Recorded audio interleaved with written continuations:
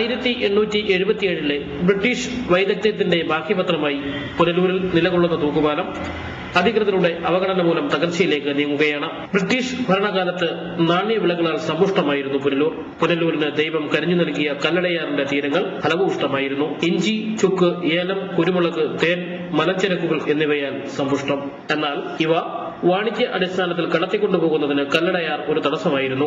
അതിന് പരിഹാരമായാണ് സ്കോട്ട്ലൻഡുകാരനായ Albert Henry എന്ന British വാസ്തുശാസ്ത്രജ്ഞൻ 1871-72 കാലഘട്ടത്തിൽ പുനലൂർ തൂക്കുപാലത്തിന്റെ നിർമ്മാണം ആരംഭിച്ചത്. 1877-78 കാലഘട്ടത്തിൽ നിർമ്മാണം പൂർത്തിയായി. പിന്നെ പുനലൂരിന്റെ വാണിജ്യ ഭൂപടത്തിൽ ഈ തൂക്കുപാലം വഹിച്ച പങ്ക് ചെറുതൊന്നുമല്ല. 4 കൂറ്റൻ കിണറുകളിലാണ് പാലം ഉറപ്പിച്ചിരിക്കുന്നത്. പുനലൂർ പേപ്പർ മില്ലും പുനലൂർ തൂക്കുപാലവുമാണ് ലോക ഭൂപടത്തിൽ പുനലൂരിന് സ്ഥാനം നേടിക്കൊടുത്തത്. എന്നാൽ ഈ തൂക്കുപാലത്തിന്റെ സ്ഥിതി അതിദയനീയമാണ്. തൂക്കുപാലം പുരാവസ്തു വകുപ്പ് ഏറ്റെടുത്തു സംരക്ഷിത പാലമായി അടച്ചിട്ടു. അവിടെ മുതൽ തൂക്കുപാലത്തിന്റെ തകർച്ച ആരംഭിച്ചു.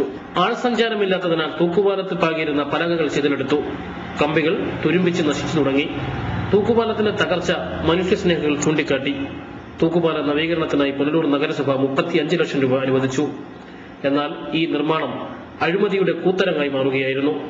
നിർമ്മാണ മേൽനോട്ടം വഹിച്ചിരുന്ന ഉദ്യോഗസ്ഥരുടെ കണ്ണുകൾ കരാറുകാരൻ നോട്ടുകെട്ടുകൾ കൊണ്ട് മറച്ചു. തുരുമ്പിച്ച കമ്പികൾ മാറ്റി സ്ഥാപിക്കുന്നതിന് പകരം ചായം പൂശി മൂടി പിടിപ്പിച്ചു. പാലത്തിൽ പാകിയിരുന്നത് കമ്പകത്തടികളായിരുന്നു. ഇത് ഇളക്കി മാറ്റി ലക്ഷങ്ങൾക്ക് മറിച്ചു വിറ്റു. പകരം ഗുണനിലവാരമില്ലാത്ത പാഴ്ത്തടി വനം വകുപ്പിനെ കൊണ്ട് കമ്പകത്തടി എന്ന സാക്ഷ്യപത്രമുണ്ടാക്കി സ്ഥാപിച്ചു. അങ്ങനെ നവീകരണ പ്രവർത്തനത്തിൽ ലക്ഷങ്ങളുടെ അഴിമതി പണം കൊണ്ട് പുനലൂർ പട്ടണത്തിൽ ചില സൗധങ്ങൾ ഉയർന്നു. കരാറുകാരൻ വിജിലൻസ് എൻക്വയറിയിൽ കുടുങ്ങി. തൂക്കുപാലത്തിലൂടെ നടന്ന ഒരു യാത്രക്കാരൻ പലക തകർന്ന് താഴെ വീണു. കളക്ടറുടെ നിർദ്ദേശത്തെ തുടർന്ന് തൂക്കുപാലം വീണ്ടും അടച്ചിട്ടു.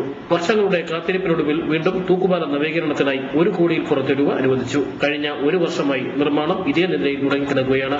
അധികൃതർ പറയുന്ന കാരണം കമ്പകത്തടി ഇല്ലെന്നാണ്. കമ്പകത്തടി ലഭ്യമായി വരുമ്പോൾ ഇപ്പോൾ പുതുക്കിയ ഇരുമ്പു കമ്പികൾ വീണ്ടും തുരുമ്പിക്കും. അപ്പോൾ കമ്പികൾ മാറുന്നതിന് വീണ്ടും തുക അനുവദിക്കേണ്ടതായി വരും. ഫലത്തിൽ അധികൃതരുടെ അനാസ്ഥ മൂലം തൂക്കുപാലം ഇതേ നിലയിൽ തന്നെ തകർന്ന് കല്ലടയാറ്റി പതിക്കാനാണ് സാധ്യത. ECV news, Punalur.